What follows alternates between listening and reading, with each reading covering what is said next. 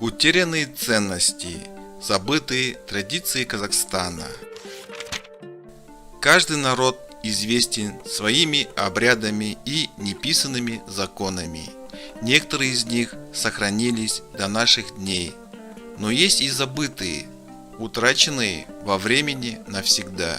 Сегодня мы хотим вам показать интересные древние традиции Казахстана. Забота и человечность. У древних народов одним из главных качеств было проявление заботы и доброты по отношению не только к своим родственникам, но и ко всем нуждающимся.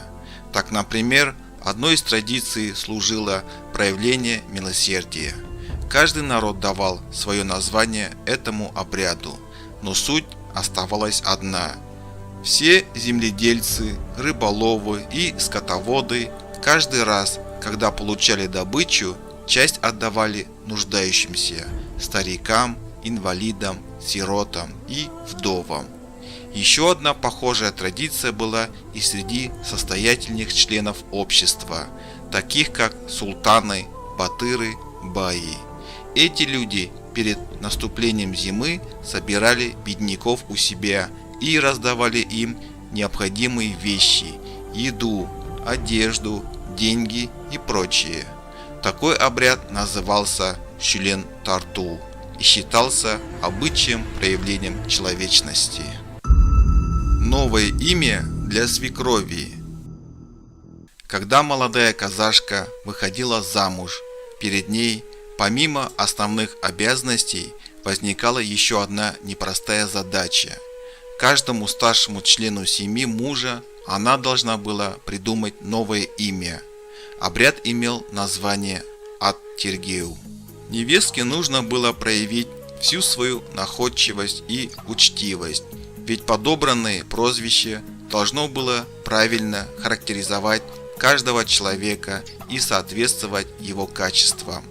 Таким образом, молодая жена проявляла почтение и уважение к семье мужа.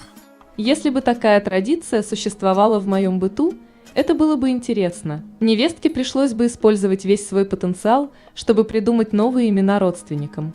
Это могло бы еще сильнее сблизить их между собой. Кроме того, дав людям новые имена, девушка стала бы заботиться о них, как о своих названных детях. Смерть на свадьбе. Вокруг свадебного торжества сохранилось множество разных традиций, но есть и такие, которые по понятным или не очень причинам канули в лету. Одна из таких – воображаемая смерть старушки. Прямо во время празднования одна из пожилых женщин падала на землю перед женихом и делала вид, что умерла. Парень должен был всячески проверить, правда это или нет, щекотал, поднимал, пощипывал. Но стоило ему вложить в руки старушке подарок, она тут же оживала и поднималась. Традиция имела название Кемпір-Өлді, и смысл ее заключается в положении счастливого торжества, чтобы праздник не закончился несчастьем. Все жители аула – одна большая семья. Если внезапно кто-то умрет, праздник превратится в поминки. Беременность не секрет. В наше время будущие мамы часто стараются скрыть первые месяца беременности, боятся сглаза. Однако много лет назад существовала обратная традиция. Как только молодая оказалась в интересном положении, новость об этом разлеталась по всему аулу.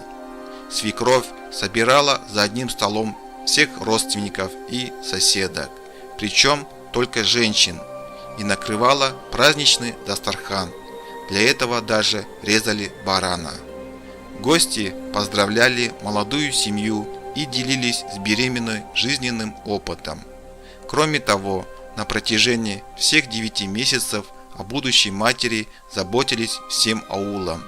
Женщины готовили вкусности и обязательно звали ее в гости или передавали угощение. А чтобы никто не сглазил наследника, свекровь создавала оберег, который невестка носила на шее. Мне кажется, что эта традиция не очень актуальна в наше время. Тогда замуж выходили очень рано, и молодая мать не осознавала всей серьезности.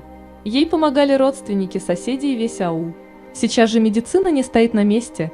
Врачи делают все возможное, чтобы беременность протекала хорошо. Поэтому не обязательно рассказывать всем, что ждешь ребенка. Самое главное – сообщить супругу и родителям. И заранее лучше праздновать только в кругу близких. Открывание языка. Первое слово ребенка имеет особое значение для каждой семьи. Однако в древние времена это событие праздновали по-особенному, приглашая в дом не только родных, но и одного специального гостя. Как только ребенок начинал произносить первые слова, родители звали человека, который обладал особым красноречием, был мудрым и уважаемым. Это мог бы быть би или щищен. Он проводил особый обряд с малышом, проговаривал знакомые слова ребенку, и когда тот повторял, родители радовались, получали благословение и приглашали всех за дастархан. Этот обряд имеет название теляшар – открытие языка. В наше время эта традиция немного видоизменилась.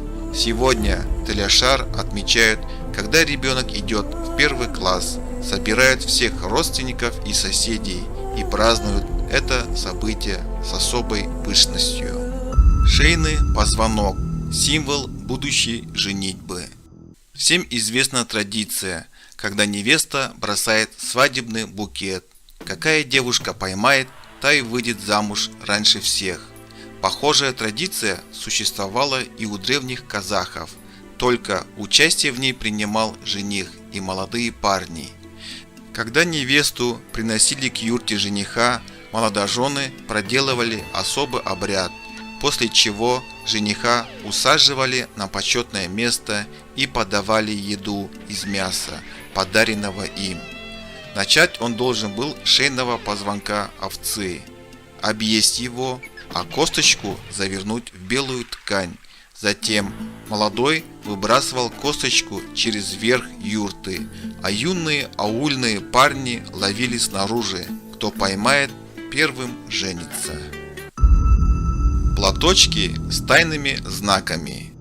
Выйти замуж не напасть, лишь бы замужем не пропасть, гласит народная поговорка.